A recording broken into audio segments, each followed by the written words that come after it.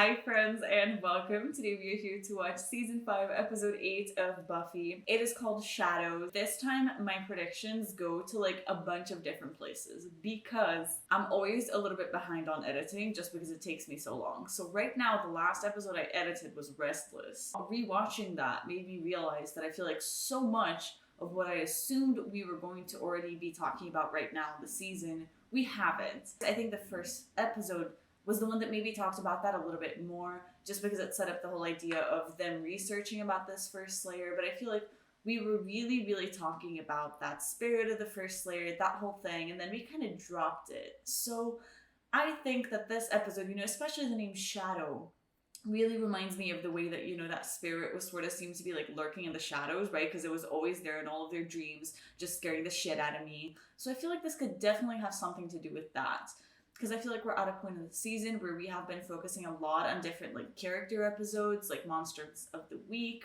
and like while they've been really fun and I can't complain, I feel like because I hear so much about how season 5 is good, I know that it has to be a plot heavy season. And I feel like for that to happen, they need to establish a sort of season arc relatively soon. And I'm like, I know these writers, I know that they've already established it, and I probably just can't see the full picture yet. But I do think that maybe this, is the episode that's going to sort of push us over and make us understand exactly what kind of storyline they're going for the season. Just because I have so many like open threads in my head of just questions that I would really love to be answered. My cheese man, bro, like, it's not that I thought he could be the season 5 big bad. I won't say I didn't consider it. I also need to have an answer regarding just Joyce. I feel like these character arcs usually won't last more than 2 episodes because otherwise people start getting concerned. Like, I'm very concerned for Joyce. I feel like, I think I don't... She's not a character that I see as being somebody safe. So I'm not... Like, I am genuinely concerned for her. I think she's a character that if they wanted to, they very much could kill off, which is concerning me so much, especially with this new dynamic in between Buffy and Dawn and all that stuff. I feel like Joyce's death could really be a catalyst in changing things on the show, and I could see it happening, but I don't want it to happen because I feel like that's going to devastate Buffy, and like I've finally grown to like actually enjoy Joyce's character, unlike season 1 Domi, so I need things to be able to resolve themselves in regards to Joyce's storyline, because I am so tired of just being worried for her 24/7. This is not doing good for my health. So the final open thread that I want to sort of see a little bit more in this episode is in regards to Buffy and Riley / Buffy and Spike, because obviously the last episode was setting up Buffy and Spike. I really enjoyed it. I was digging it.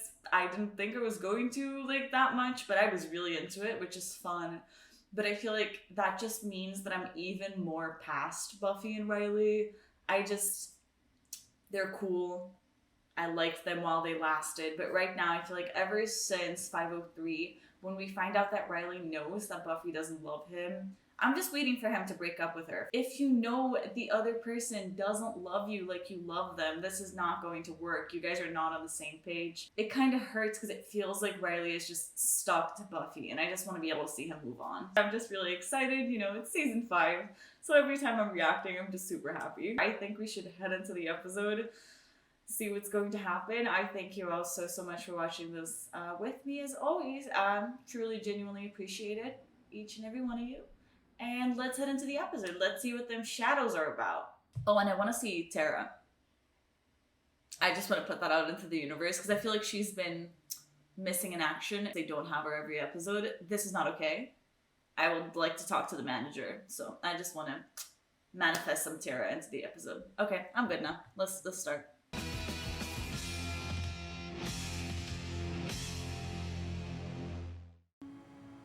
Oh, okay, I guess we're talking about Joyce. Joyce, ma'am. Oh, please be fine. I'm gonna freak out. She looks afraid. I hate this. I hate this so much. I hate this. Do they test it on cats, or does the machine sort of look like a cat? She's so nervous.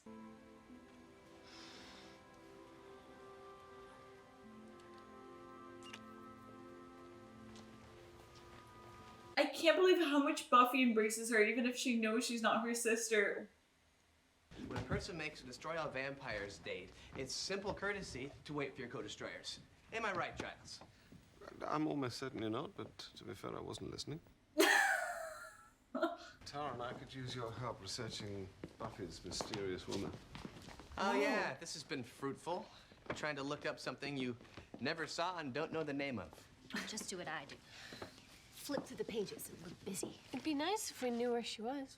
I beg of you to rip out my inadequate tongue. Gimme. Oh, I thought she meant the tongue for a sec. Bro. Oh. Oh. Oh god, I'm stupid like a demon. To touch such an ankle would be, but I'm not touching. I'm backing away.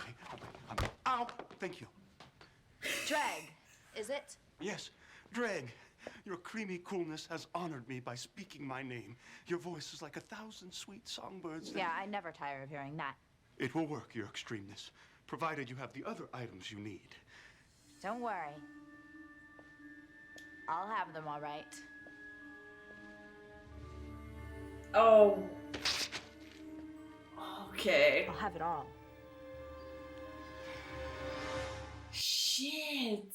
I don't trust this woman. Listen, she was another one of the open threads that I've been curious to see about. But at this point, I was like, she hasn't been in the last, like, 2 episodes or something. I was like, I majorly overread this and she's not important, but I guess she is. So, I'm back to being worried, which is a just natural state for me. So this feels on brand.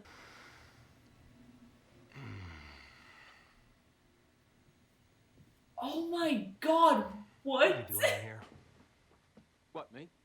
I was, what are you doing here? Looking for the girl who's gonna rip your arms off when she finds out you were in her bedroom. Buffy's got a type, and you're not it. She likes us dangerous, rough, occasionally bumpy in the forehead region. Not that she doesn't like you, but sorry, Charlie, you're just not dark enough. Oh my god. I'm the one that knows what she needs. Oh, yeah? That's why you're with her at hospital right now, giving her what she needs. What are you talking about? Don't you know? Didn't she tell you? You tell me. Mama's sickly. Buffy took her to hospital for a bit of prod and probe. Bite-sized one went too. I can't believe that she actually opened up to Spike this much. I heard. I thought maybe you'd need... I do. I'm glad. I didn't... I mean, until we knew what it was. I understand. Well, she just had a CAT scan. I was about to go in and find out. Oh god, I'm so worried. Excuse me, I'm just gonna check on the status of the OR. Oh The no. OR? Dr. Isaac says I'm lucky there's one available on such short notice. Some people wait for days, sometimes weeks. Mom, what did they find? A shadow. I've got a shadow. They have to do a biopsy to find out exactly what it is. Just a shadow. Oh god, they're both trying to be strong for each other and it's just so hard.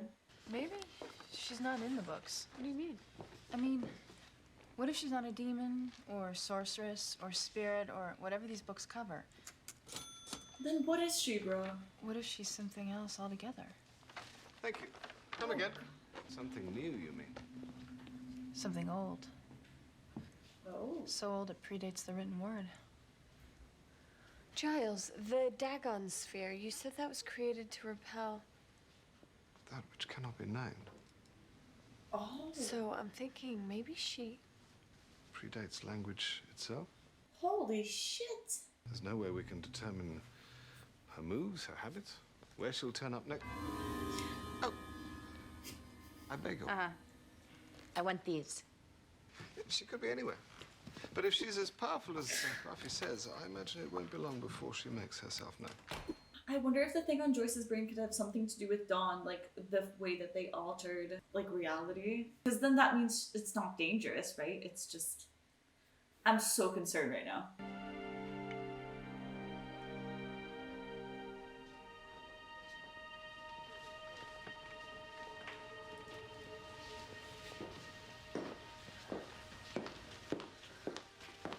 Do we have the results yet? Let's sit down over here for a minute. No. Excuse me. No, I don't mean to be rude. It's just I've been sitting for hours. I don't want to sit. I just... Tell me, please. Your mother has, the term is low-grade glioma. It's a brain tumor. Clinical name is oligodendroglioma. It's in the left hemisphere of the cerebrum. This is like a really mean joke. Unfortunately, things may progress very quickly. Things? What things? Symptoms, mood swings. But what can we do? No, not much, until we determine if the tumor is operable, which we are working on. Is there something that I mean, can I help? Even if the tumor's not operable, she has a real chance. What's a real chance? Nearly 1 out of 3 patients with this condition does just fine. Now let me ask, does your mother's insurance company require copies of the MRI and pathology reports? I'm not sure. Okay, is your house near any power lines, chemical plants, waste disposal facilities? I don't know. Maybe. She's literally a kid, bro. I just mean go out, get some air. Come back later on this evening and talk to the doc then if you want. My unsolicited advice of the day. How is she supposed to focus on anything else, though?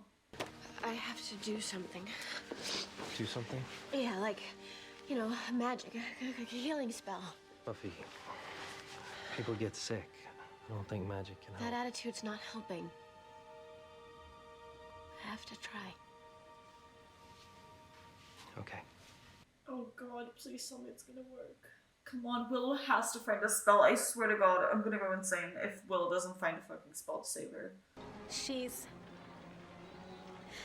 not gonna get better, is she?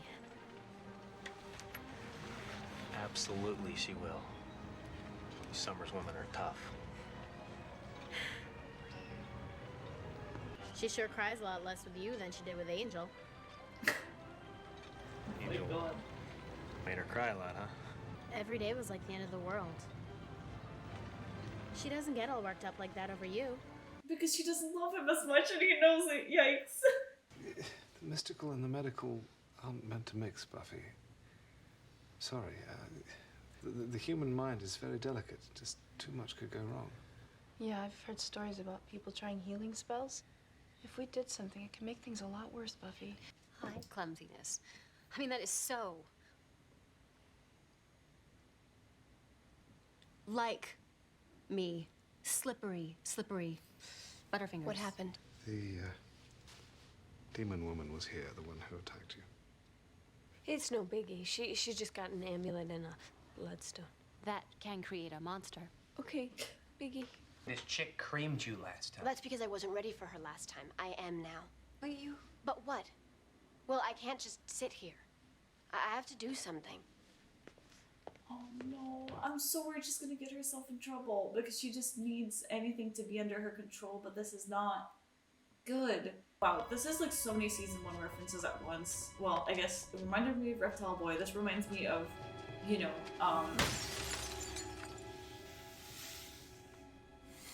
the pack episode, I guess. Okay. Why can't they just cut to the fight? Shit. No fair! Attacking when I wasn't even looking. Help. Oh god, she's not even fighting back. Oh. This is no good. I'm out of the moment. And you're not giving me anything I can use. Arise!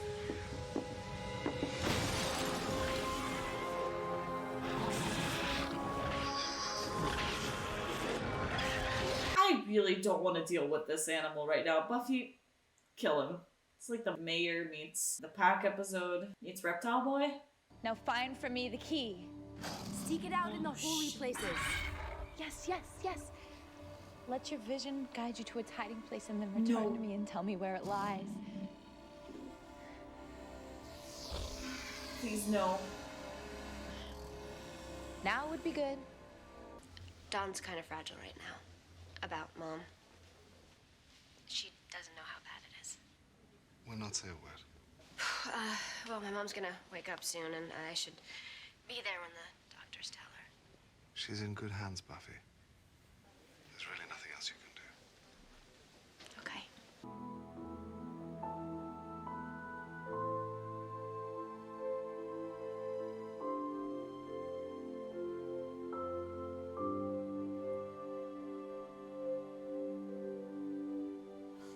There's no way they're gonna be cutting to Riley cheating on Buffy while Buffy's dealing with. There's no. They would not do this.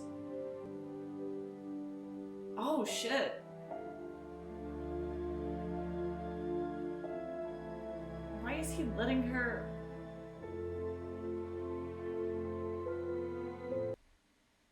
Okay. It's just a weird. Okay. I want to go back to the hospital. I'm so sorry to all these other storylines, but just...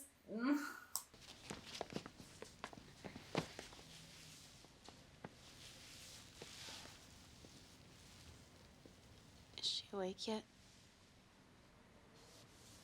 Yeah. She's waiting for us. Can we take her home now? We'll see. Go get your stuff.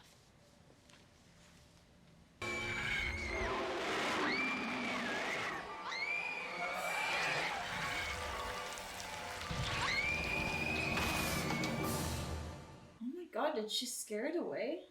How is the big snake afraid of dawn? It knows.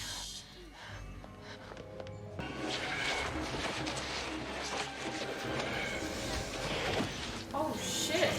Nice. What?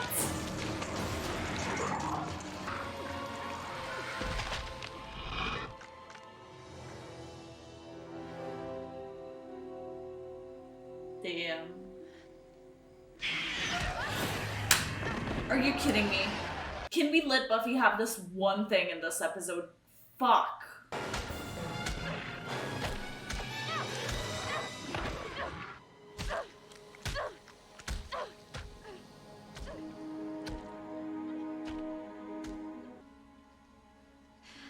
Okay, let's do this. Stay close. I will.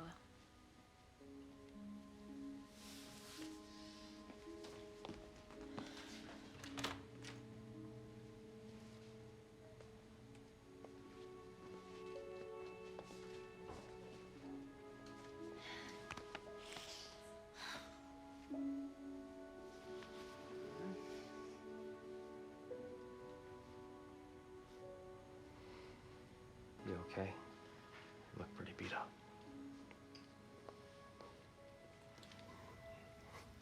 Minimal damage of the fighting kind. And it's all the other kind. Come here. It's okay. Just let it out. I'm right here. I can't. Not now. They need me. Oh, Buffy. If I start now, I won't be able to stop.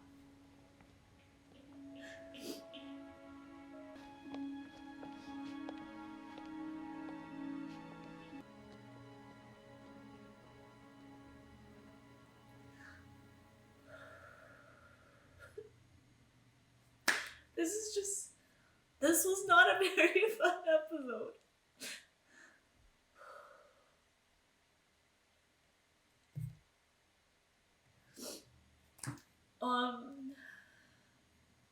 I feel like I want to talk about this, but I'm just really struggling right now for a second. I just think that, you know, Buffy not being able to let herself break down is so incredibly sad. And I feel like,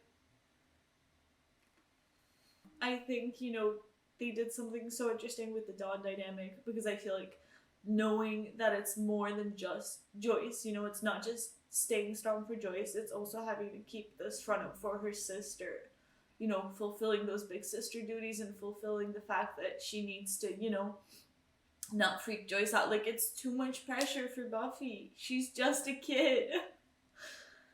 Oh god. This episode is really, really hard to watch. I understand that like they need to have different storylines to make the episode work. Like it couldn't just be focused on Joyce. I understand how cinematographically that wouldn't work. But I have to say that I wish they hadn't picked such an important storyline with the red dress bitch to follow up on, because I was too invested in the Joyce storyline, and I feel like I was just waiting for the other scenes to be over, you know what I mean? And I'm not feeling awfully confident about Joyce. And I'm really worried, you know, that one quote that Buffy has of like, you know, stay near, and she's like, I will. Like, that seems like something, you know, that Buffy and Joyce are always going to stay close and stay near, even if they aren't together. And I was worried that they were going to go down this route of Joyce dying. I guess a part of me is relieved that it didn't happen in this episode, because it makes me hope that it's not going to happen and that this was just to make us emotional and play with our feelings without actually having to go through with it. But I'm so worried about Joyce. This is not looking good. I am not looking forward to watching the next episode, because I just don't know if I can handle whatever they throw at me. I can't.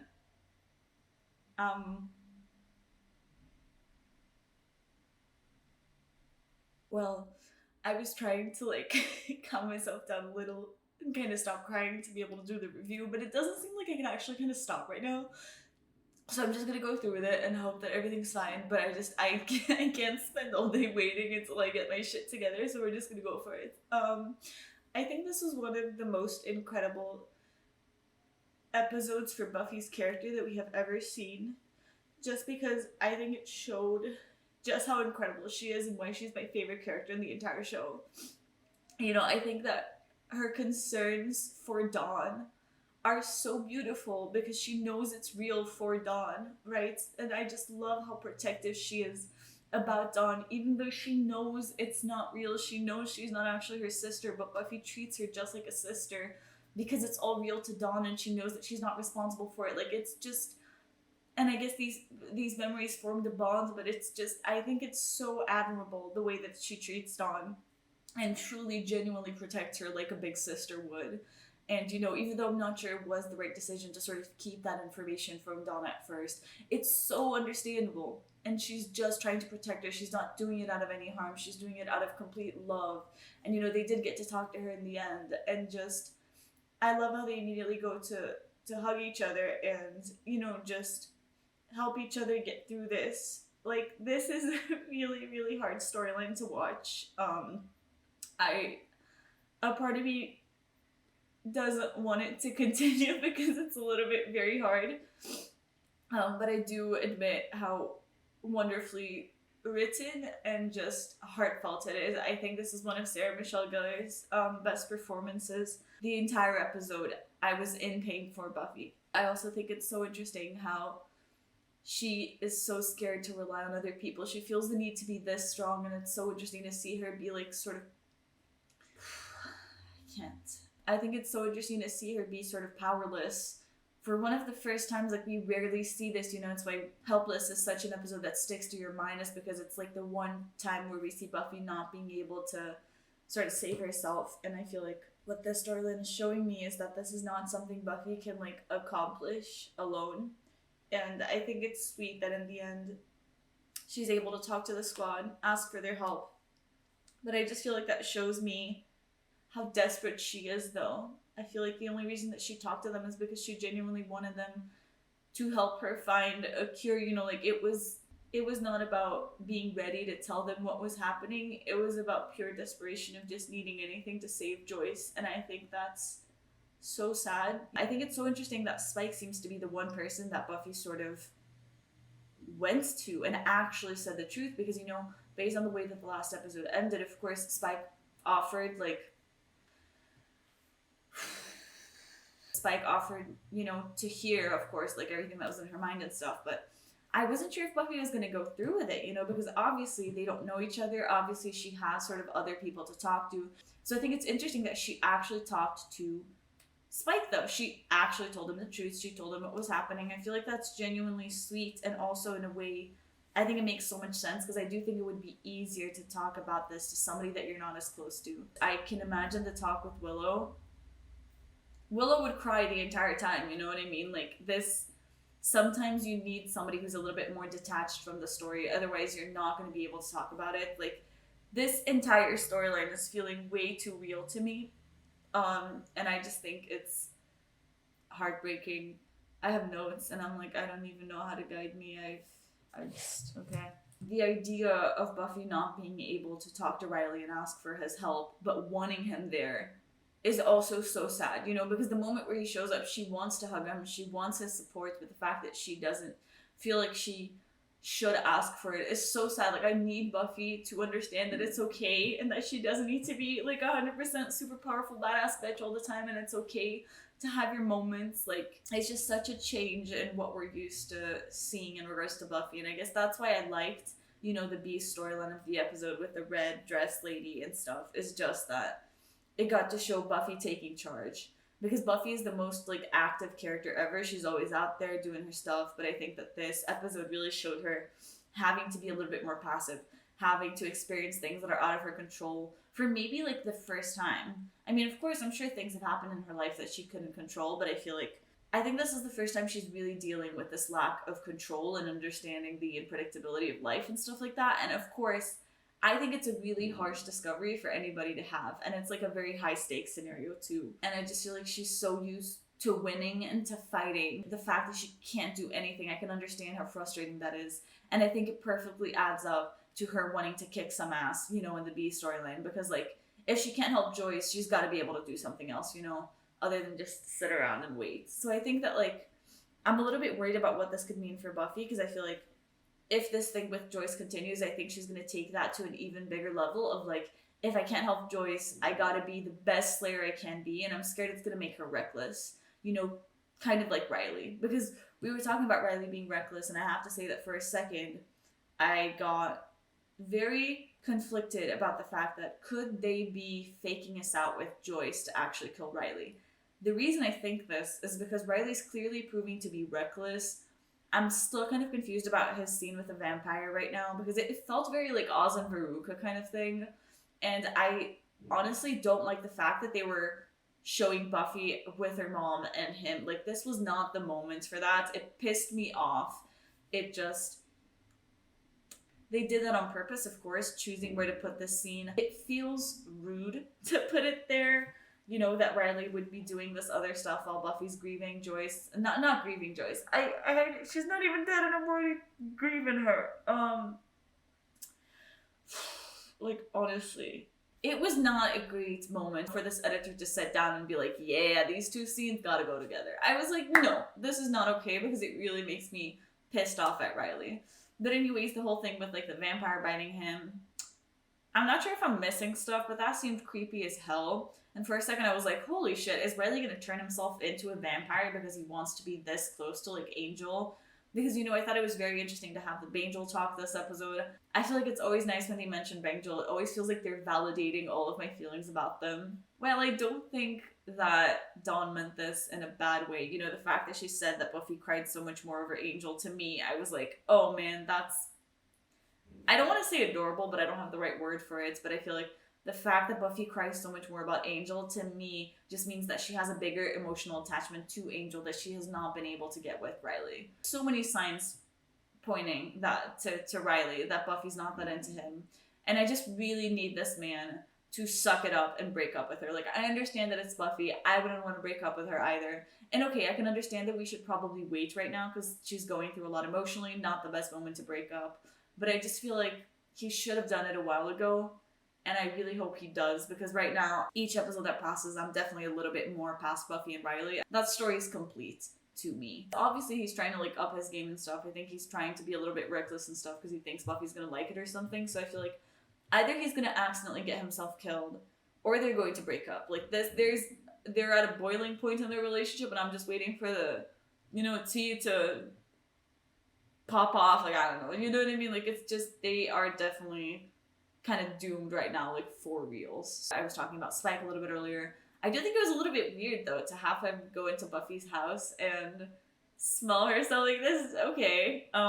Spike is coming off a little bit strong. Like, I think it's so funny though how much of a romantic he suddenly became, but I feel like this kind of adds up to his character based on what we saw about the poetry in the flashback episodes, based on his relationship with Drusilla. You know, I feel like it's just so interesting though that the one moment where he notices he's into Buffy, he can't seem to control himself. Like, this is actually kind of hilarious, because I figured that after this realization, I didn't think so much was going to change. I thought he was sort of going to keep going the same thing, and then sometimes, sure, he might like see her and accidentally swoon or something, but I feel like he is definitely losing his chill. And I feel like it's really interesting to see this like unhinged side of Spike in the sense of romance and not like, you know, murderous kills or anything like that. One of my favorite parts of this episode is the small little scenes in between Buffy and Giles. He was being so respectful. I like that when Buffy says that she's like not ready to tell Dawn that they're not ready, and she asks this of Giles, you know, to sort of keep the truth. He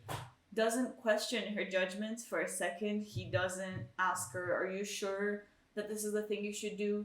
He trusts her so much that he understands that if Buffy thinks it's not the time to tell, it's not the time to tell. And I think this is just such character progress of their relationship and the point that they've gotten. You know, it just reminds me when they decide not to tell everybody that Dawn is the key, you know, like they're just at a point where they trust each other so much and their judgments that I feel like they don't need to argue it over. There was so much trust, and it's such a small thing, but I think to me it means the world, especially because, you know, clearly Buffy does not have really much of a father. Like, the guy is not there right now. He's not a great dude, you know, and I feel like Giles is the closest thing she has to this father figure, and I feel like him being so supportive over her is just so important for her. I feel like we should talk a little bit about the red dress lady. I did think she was an important character because, you know, when she showed up, I think it was 504, right? She seemed very important. Well, no, it was not. It was 505. She came off strong, and I assumed she was going to be an important character, but because I have misread people's importances and she wasn't here in the last, like, 2 episodes, I want to say, I was like, maybe she's not that important, but it seems like she is, so I'm glad she's back. She seems to be, like, big bad material, right? I wonder if she's the big bad, because it's kind of seeming like it she is, which is going to be interesting, because she feels like a really powerful person, just in the sense that when Buffy was fighting her, like, Buffy was not throwing any punches, you know, she was so much stronger, and I feel like poor Buffy, this is the one episode where Buffy actually needed to kick some ass so that she could feel good, and I mean, she did kick that snake's ass, and in a way that, like, that scene kind of reminds me of when she's breaking the Master's bones so much, you know, she's letting out all her feelings through violence, which, granted, is, I don't think is a great thing, but, like, she's going through so much right now that that's fine. I'll let her, you know, deal with her feelings however she wants to, as long as she's not bottling it up inside. Because obviously Buffy's not the biggest talker about her feelings. It's okay, as long as it doesn't get, like, dicey, like, faith stuff of, like, hurting people too much and, like, people who didn't deserve to. If it's just the monster, fine, Buffy, I'll let you do it. This was the one win she really needed this episode, and I'm kind of upset for her that she didn't get it. But I feel like it just raises the stakes of us knowing how scary this lady is. I like that she, like, precedes everything known to men. Like, that's scary, bro. Like, I cannot imagine, you know, her being alive before all of this, if that makes sense. Like, they're bringing in a really interesting concept because they keep going back and back and back in time. She seems kind of cool. I like her humor. I don't think I was laughing too hard just because I was really genuinely concerned about Joyce this episode. So I feel like maybe when I rewatch, I'll be able to focus on the other scenes a little bit more. Her banter kind of reminded me of Anya, to be honest. I think that they would probably get along well. I just love Anya. She was so great this episode, and I like that even though she's not the best at reading these, like, social clues and hints, she understood there and she helped protect Buffy, and I think that was just sweet. But anyways, yeah, she seems funny. I like the demon who was working with her. I sort of hope we can still see him because he felt like such a mood. I feel like if I ever related to a demon that much, it was that man. So I hope we get to see a little bit more of that. I'm curious to see where her storyline is going to go. I hope she doesn't find the key. You know, I kind of want to be able to understand a little bit more of this whole key storyline. Interesting stuff that they're setting up. Can't say I'm super excited to keep watching because I'm genuinely concerned for Joyce, but today I'm taking the fact that she didn't die as a win. So we're winning, I guess. This episode was definitely quite something. I have to say I'm a little bit worried because I texted Allie as soon as I finished. Well, I was trying to get my shit together for my notes. Because she told me there was an episode in season 5 that made her cry like 3 times. I've been concerned a little bit. And so I just texted her and I was like, oh God, please tell me that this was the episode. And she was like, well... So now I'm like really worried. This doesn't like, if this is not as bad as it gets, I'm not sure I'm gonna continue with this season 5 that you guys speak so highly about. Like, was this you guys like joking? Like, is everybody hyping up season 5 so that it sucks? I'm worried.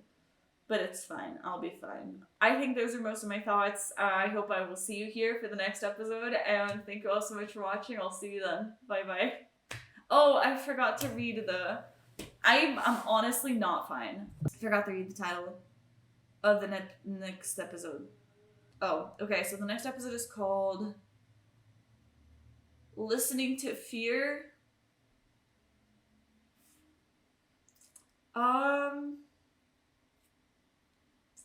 This sounds like it has all the potential to again be a really sad episode. Because I feel like Buffy's not listening to her fears right now. She can't let that take over, because if she does, she's gonna have the breakdown that she feels like she won't be able to stop. So maybe something hits Buffy where she has to listen to those fears or something like that. Or maybe it's gonna be sort of a fear itself / nightmares episode where the fears start coming true.